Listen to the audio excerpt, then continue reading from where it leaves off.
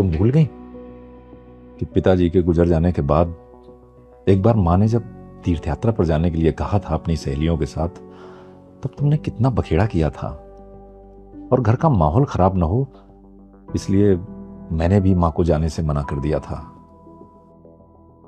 और अपनी छोटी छोटी सी जरूरत की चीजों के लिए कहने में भी माँ कितना झिझकती थी।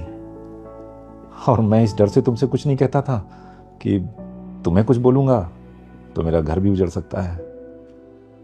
माँ चुपचाप बिस्तर पर पड़ी रहती थी और मैं बड़ी लाचारी से उसे देखता रहता था। सिर्फ 2 वक्त की रोटी रह गई थी उसकी किस्मत में, और वो 2 वक्त की रोटी भी तुमने कभी भी बिना जलील किए या बिना एहसान जताए उन्हें नहीं दी होगी।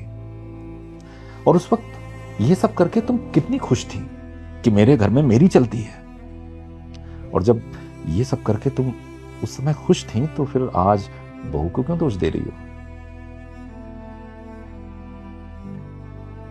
देखो, हम जैसा बोते हैं वैसा ही काटते हैं।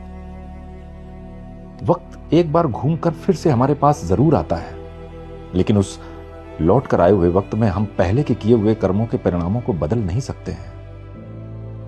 जब तुम्हारे बेटे की एक बात ने तुम्हें इतना दुखी कर दिया है तो सोचो कि उस टाइम पे मेरी मां पर क्या बीती होगी।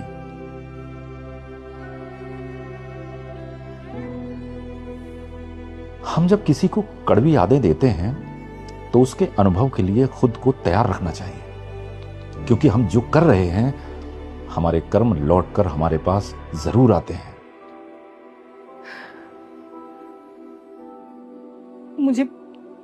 मुझे पछतावा हो रहा है अपने किए पर।